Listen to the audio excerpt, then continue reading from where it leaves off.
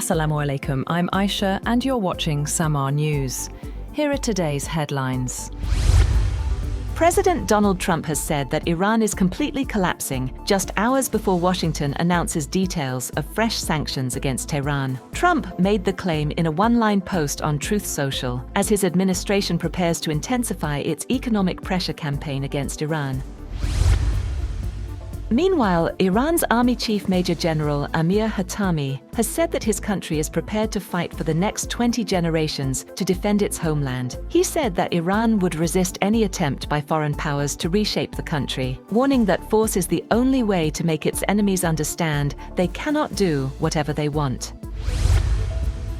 The US has threatened Iran with what it called the greatest financial offensive ever marshaled as it prepared to roll out economic sanctions on Monday that target Iran's trade partners. US Treasury Secretary Scott Bessent wrote in an opinion piece in the Financial Times that at dawn begins an economic D-Day, the single greatest financial offensive ever marshaled against an adversary. Without detailing specific measures, Bessent signaled the US would target fearful nations that practice appeasement by engaging with Iran's economy and financial system. Iran has rejected US economic pressure and sanctions, with Foreign Ministry spokesperson Esmail Baqaei saying Tehran will not accept Washington's demands under any circumstances and is prepared to respond to any form of aggression. Speaking at a news briefing, Baqaei described US economic sanctions against Iran as illegal and said Tehran would seek assistance from its allies to confront the latest American sanctions. He also addressed the Makkah Agreement, saying Tehran had not received any official invitation to participate in it. Chief of Army Staff and Chief of Defense Forces Field Marshal Asim Munir has reached Tehran. The Field Marshal held a meeting with the Iranian Interior Minister soon after his arrival. Pakistan's Interior Minister Mohsin Naqvi also attended the meeting with his Iranian counterpart. Field Marshal Munir is visiting Iran as part of Pakistan's diplomatic efforts to promote regional and global peace and stability. According to the Inter-Services Public Relations, the visit is aimed at advancing efforts for a peaceful, lasting and comprehensive resolution to the conflict in the Middle East.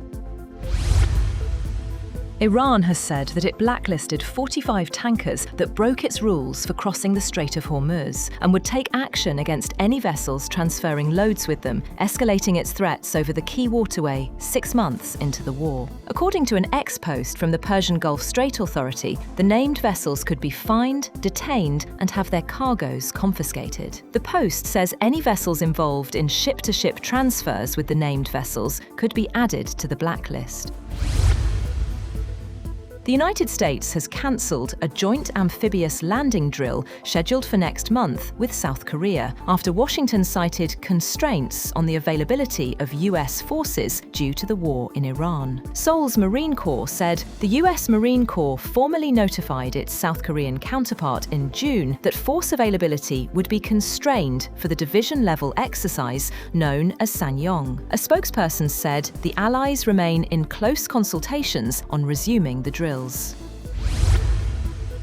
Foreign Minister Ishaq Dar has met International Maritime Organization Secretary General Arsenio Dominguez in London, urging him to help secure the release of 10 Pakistani seafarers held aboard a hijacked oil tanker. The crew has been captive off Somalia for 4 months, with reports of dwindling food, water, and medicine.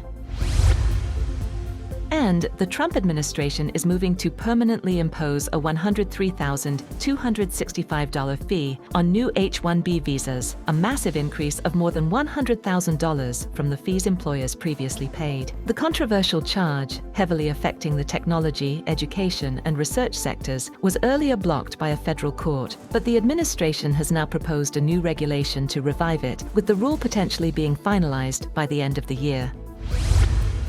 That's all for now. For more updates, visit www.samaa.tv. Thank you for watching Samaa News.